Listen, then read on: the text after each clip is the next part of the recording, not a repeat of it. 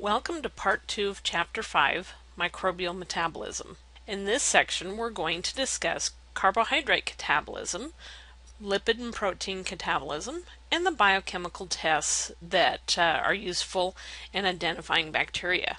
Under the category of carbohydrate catabolism, we're going to cover glycolysis, the Krebs cycle, also known as the citric acid cycle, electron transport chain or ETC, anaerobic respiration, and fermentation. Glycolysis means sugar breaking. Lysis for breaking, glyco coming from sugar or glucose. When researchers were first figuring out how organisms, from you on down to bacteria, make use of complex sugars to get energy, they studied glucose because almost every organism can make use of glucose. Other types of sugars, such as lactose and sucrose, may not be used by the organism, depending upon whether they have the enzymes or not. But all organisms have the enzymes to deal with glucose, or almost all of them anyway. As we go through glycolysis, the things that I want you to remember are what energy molecules are either produced or consumed, what the beginning substrate is, and what the ending product is. Also, there will be a few intermediate products that I want you to remember because they're important in other pathways. Let's start at the top here. The beginning substrate is glucose. That's why we call it glycolysis. And glucose is a 6-carbon sugar. Each of these blue balls represents a carbon. Now the first thing we do is we take an ATP and we put one of the phosphates from the ATP onto the glucose. Remember, this is called substrate level phosphorylation. Now you're probably thinking, why in the world would we use up an ATP when we're trying to generate energy from this process? Well, like any good business, sometimes you have to spend money to make money, or in this case, you have to spend energy to make more energy in the end. So we use an ATP here and another ATP here, putting a phosphate group on both ends of the glucose, and things get rearranged so that you end up with fructose 1,6-biphosphate. And this is the energy requiring steps. Now the next step is the lysis part, where we take the 6-carbon sugar and we split it into 2 3-carbon sugars, both of which have a phosphate group on them. One of them is dihydroxyacetone phosphate, or DHAP, and the other one is glyceraldehyde 3-phosphate, or G3P. Now in this figure they left out the 3, but I have a tendency to put the 3 in. Now, for the rest of glycolysis, you just need G3P. So the DHAP, the one DHAP is converted to G3P, so that from here on out you've got 2 G3Ps. Okay, remember that. So here's where we start making energy. Okay, we take an inorganic phosphate group. It is put onto the G3P, and a hydrogen is transferred from the G3P to NAD+, and we generate 2 NADHs from that. These are going to generate energy later. Okay. Then from there we take one of the phosphates and we put it onto an ADP, and we make ATP. Now because there's 2 of these, we make 2 ATPs. We've just broken even. We've used up 2 ATPs, now we've made 2 ATPs. We do some other funky stuff, and we take the last phosphate group, put it onto an ADP, make another ATP. Because there's 2 of these, we make 2 ATPs. So we've generated 2 ATPs net. Now the final products are 2 pyruvic acids. Sometimes I'll call them pyruvate. It's the same thing. So you start out with 1 glucose, you end up with 2 pyruvic acids, and through the process of substrate phosphorylation, we consume 2 ATPs and generate 4, and we generate 2 NADHs. Now the pyruvic acids generated by glycolysis still have a lot of energy in them. So we don't want to throw that energy away. This cell is very efficient. So we're going to continue on and we're going to get some more energy out of it. So we're going to slice off an acid group, and this is going to come off as CO2. Remember that a carboxyl group or an acid group is a carbon with 2 oxygens and a hydrogen. Now we don't want to throw away that hydrogen. That hydrogen has energy. So we're going to take that hydrogen and we're going to put it on an NAD plus and make NADH out of it. This is going to go make some energy later. So we're going to end up with an acetyl-CoA. The CoA comes from coenzyme A. It comes on there and it transports it into the Krebs cycle. Now, when we're counting up the energy molecules that are produced, we always go per glucose. So because there's 2 pyruvic acids produced per glucose, we count this as 2 NADHs that are formed by acetyl-CoA formation. The acetyl-CoAs then go into the Krebs cycle or the citric acid cycle. So the acetyl-CoAs are attached to oxaloacetic acid, which is a 4-carbon acid. You add the 2 and you get a 6-carbon acid. Now from there we do some rearrangements and we chop off an acid group. Remember, from acetyl-CoA formation, when you chop off an acid group, you get CO2 coming off. Now we want to save that hydrogen that's on the carboxyl group. So an NAD plus comes in, picks up the hydrogen. We do that again in the next step. We release CO2, form an NADH. Then we form ATP in this step through substrate level phosphorylation. Then FAD comes in and picks up 2 hydrogens. Then up here we need to pick up another hydrogen, so NAD plus comes in and picks up a hydrogen and becomes NADH, forming oxaloacetic acid. This is why it's a cycle. Our starting product, one of our starting substrates, is also the ending product. And we also add in acetyl-CoA. So now remember, we get 2 acetyl-CoAs per glucose. So we get 1, 2, 3 times 2, so 6 NADHs, 2 ATPs, and 2 FADHs per glucose for the Krebs cycle. Another thing to consider from acetyl-CoA formation and the Krebs cycle is this is where the CO2 that you exhale comes from. This is also the CO2 that's released by almost all cells. This is where it comes from. So I bet you are just dying to know why you needed to exhale. Now on to the electron transport chain. The glucose in and of itself has all been broken down into CO2. No more energy left in it. We've made as many ATPs out of it as we can through substrate level phosphorylation. Now we need to take the NADHs and FADH2s and convert them into ATPs. It's kind of like exchanging money. If you go to a foreign country and you come back to the United States, you take that money and you exchange it back into US money where you can use it. So, an electron transport chain are a series of enzymes that are embedded in a membrane.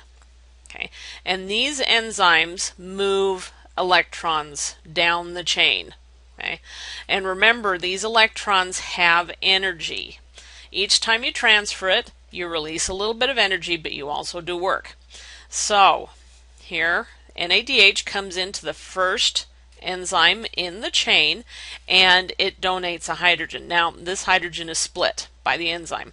The electron is kept by the enzyme complex and the hydrogens are pumped to the other side of the membrane. Now hydrogen, being an ion, can't come back. Those protons cannot come back. They want to come back because, as you'll notice as we go along, we're going to develop a whole lot of hydrogen ions out here, and because of diffusion they want to come back to an area of lower hydrogen concentration. Okay, so the NADH comes in, donates the hydrogen, it gets split, the electron gets taken by this enzyme complex, and the hydrogen, the proton, gets pumped to the other side.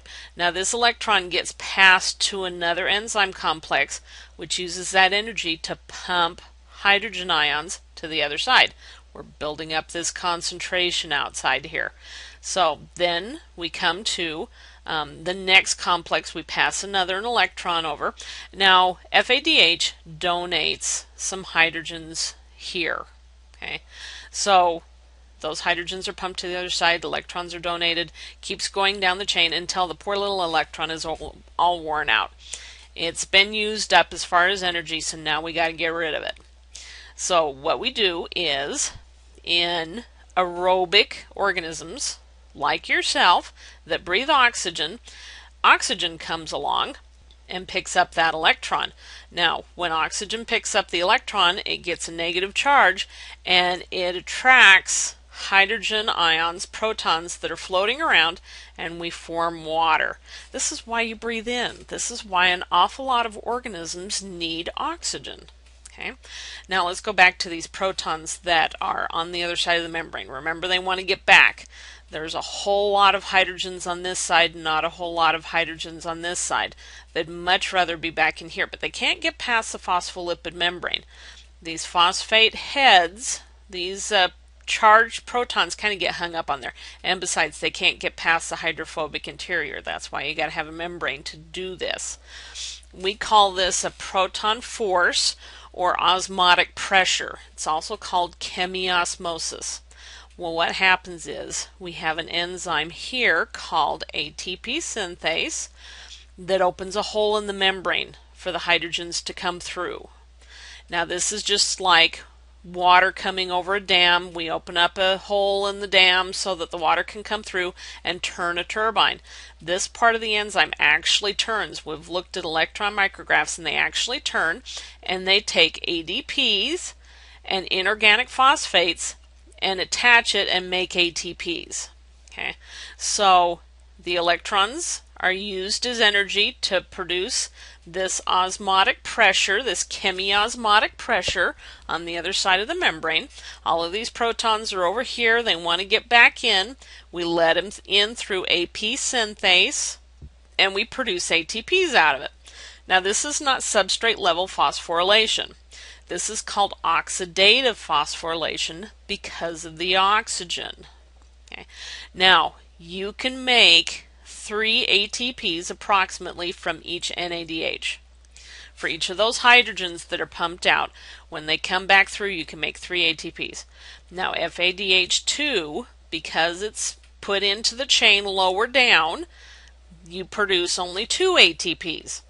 So when we set things up, when we're looking at how many ATPs that you can make through oxidative phosphorylation from the NADHs and the FADH2s that are produced through glycolysis or acetyl-CoA formation or the Krebs cycle, we do that kind of math. For each NADH, you get 3 ATPs. For each FADH2, you get 2. Now, for most of these enzyme complexes, I don't expect you to remember them, but I do want you to remember cytochrome C. You'll see that it has shown up in 2 different places in the electron transport chain. It's important for a number of different reasons. One of them is we use this to determine a relatedness between organisms. We'll look at the genes that code for cytochrome C, and we'll look at how much they've changed. The reason for this being, you can't get very many changes in cytochrome C without losing the ability of the enzyme to pass electrons around. So it changes very slowly. So it's a good indicator of relatedness. Another interesting side note, in humans, well, in most organisms with mitochondria, cyanide will bind to cytochrome C and will not it won't be released by the enzyme. And this causes cytochrome C to hold on to the electrons that it gets. Doesn't pass it on to the next one in the chain, and it can't accept an electron from further down the chain. Gums up the whole process. Shuts down the electron transport chain. Well, why does that kill you? Well, it's because you're not making all of these ATPs. All told, from glycolysis down through the electron transport chain, in prokaryotes, you make 38 ATPs. In eukaryotes, you make approximately 36. We lose a couple of ATPs moving acetyl-CoA into the mitochondria. Actually, you're moving pyruvate into the mitochondria. But if you only count the the ATP that we get from substrate level phosphorylation, we only get 4. So there's 30 plus electrons that you're not getting if your mitochondria are not able to make ATP through oxidative phosphorylation. So humans can't live on just those 4 ATPs. We can't cut back our metabolism, and so we die. Other organisms can cut back. If they can't use their electron transport chain, they can cut back their metabolism, they can slow down their growth, and live on just those 4 ATPs. We'll be talking about those organisms when we talk about fermentation. Not all organisms use oxygen for their electron transport chains. Most of the organisms that originally we were familiar with do use oxygen, and they're the easiest to grow in the lab because you don't have to keep them in an oxygen-free environment. But we have found that there are organisms that are anaerobic. They either don't need oxygen or oxygen kills them. They still undergo respiration. They still have an electron transport chain. So what do they use for the terminal electron acceptor? You still have to get rid of this electron, because if you don't get rid of this electron, then you can't get another electron put in, and it can't get passed from enzyme complex to enzyme complex, and the whole thing gets gummed up, stops. So you have to get rid of this last terminal electron. So what do they use instead? Well, my favorite example are the organisms that use sulfur. Sulfur comes and picks up this electron, and because it has a negative charge, it just like the oxygen, it picks up those extra protons, and you form hydrogen sulfide or rotten egg gas. That's one of the reasons why when you're in a swamp and you see those bubbles coming up from the mud and it really stinks like rotten eggs, well, that's coming from anaerobic organisms living in the mud. Now let's talk about fermentation. I alluded to that when I was talking about how cyanide kills you by shutting down the electron transport chain. Well, let's talk about how some organisms deal with either not having an electron transport chain, or what they do when they don't have access to their electron transport chain. So let's take brewer's yeast for an example. Normally, yeast prefers to grow in an oxygen environment. Glucose goes through glycolysis, it goes through acetyl-CoA formation, citric acid the citric acid cycle, and through the electron transport chain. They can grow faster, divide more frequently if they're getting their 36 ATPs. But if you cut them off from oxygen, brewer's yeast will still survive. Here's what happens. It continues with glycolysis. Okay, we're still producing the 2 ATP net per glucose. But since we're not going to send the NADH through to the electron transport chain, because if you don't have oxygen, you don't have the terminal electron acceptor, and so you can't get rid of these NADHs and make ATP. But you need NAD plus for glycolysis, so you can still continue to make your 2 ATPs net. So what yeast does is it takes pyruvic acid, clips off an acid group, forms CO2, and you form acetaldehyde. Then you take your NADH, you put a hydrogen onto there, and you make ethanol. This is what happens when whether baking bread or making alcohol, you produce CO2 and you produce ethanol so that you can get these NAD pluses that can go back up here to glycolysis and you can make your ATP. Now, in alcohol fermentation, if you're making wine or beer, you're really not after the CO2. That's a side effect. That's why wine and beer are bubbly. But we're really after the alcohol.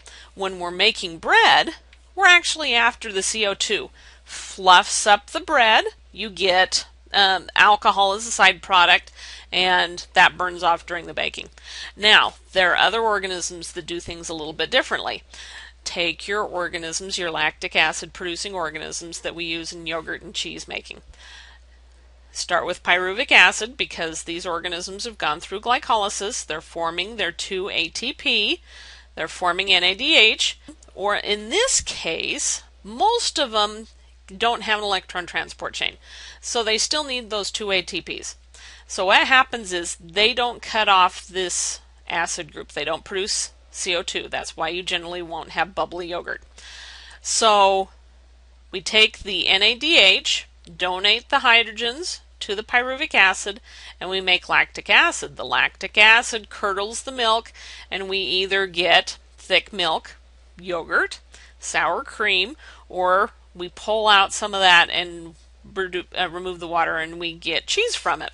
And that's where fermentation comes from. Now, lactic acid fermentation. Now, we're making use of the fermentation process for our own culinary needs, but the organism's goal is really to make the NADH for this part of glycolysis, so it continues to make those two ATPs. Once researchers figured out how organisms got energy from glucose, they moved on to other macromolecules. Not all organisms live just by glucose, your brain cells being a notable exception. But most organisms use complex carbohydrates, they use lipids, they use proteins as energy sources to make ATP. This chart shows the process by which organisms get energy from complex carbohydrates. So complex carbohydrates are broken down into sugars. Most of them go into glycolysis. Okay. From glycolysis, they go through acetyl-CoA formation, through the Krebs cycle, and on through the electron transport chain, or into fermentation. Proteins, on the other hand, are broken down into amino acids, and they can enter this process at various points. Some of them get converted into pyruvic acid and then they go on through. Some of them get converted to acetyl-CoA, and some of them enter into the Krebs cycle. Lipids undergo a similar kind of thing. Lipids have their glycerol snipped off, and glycerol gets turned into DHAP, remember that? And it gets converted into a glyceraldehyde 3-phosphate, or G3P. Fatty acids, on the other hand, are clipped off into 2 carbon groups. Remember, fatty acids are these huge hydrophobic chains, and they get clipped off and they end up as acetyl-CoA, and they go through the Krebs cycle and on through the electron transport chain. That's how cells use lipids and proteins and complex carbohydrates. Now, back before we had DNA technology, to identify bacteria, we would use biochemical tests. In fact, we still do. We prefer DNA methods, but we still use biochemical tests to determine the ID of a bacteria, because the biochemical test tells us what enzymes the organism has. Once we know what enzymes it has, then we know what genes it has. Now you're probably going, well, how does a biochemical test show us what enzymes there are? Once we know the process of going from glycolysis down to acetyl-CoA formation, through the Krebs cycle, and through the electron transport chain, or if it doesn't do any of those things, if an organism strictly ferments, then we know what enzymes it has. Okay, here's an example. Here's a series of test tubes that have just one sugar in it. Okay, and we have these little tubes in here upside down to catch any gas. So this, and we've also put an indicator in so that we can see if there is a drop in the pH, if there's acid being formed. So this tube here, the pH didn't change, there was no gas formation, there's no cloudiness, the organism didn't grow, so this organism doesn't have the enzymes to process this sugar. We know it doesn't have those enzymes. Here we see that the organism grew and it dropped the pH a little bit, so that we know that it doesn't prefer to ferment that particular enzyme. It prefers probably to go all the way through acetyl-CoA formation, Krebs cycle, onto the electron transport chain, except for it's not producing any gas. No gas up here. Here, this organism produces gas, and it also produces acid. This one produces acid, produces a lot of gas. We can go back to the biochemical processes, these metabolic processes, and determine from the products of these biochemical tests what enzymes the organism has, and from there we can figure out the genes. Okay, that was a whole lot, wasn't it? Okay, once again, don't be discouraged if you didn't get it the first time. This is an awful lot of chemistry. Make sure you go through this multiple times. Let me know if you want me to go over this in lecture in more detail.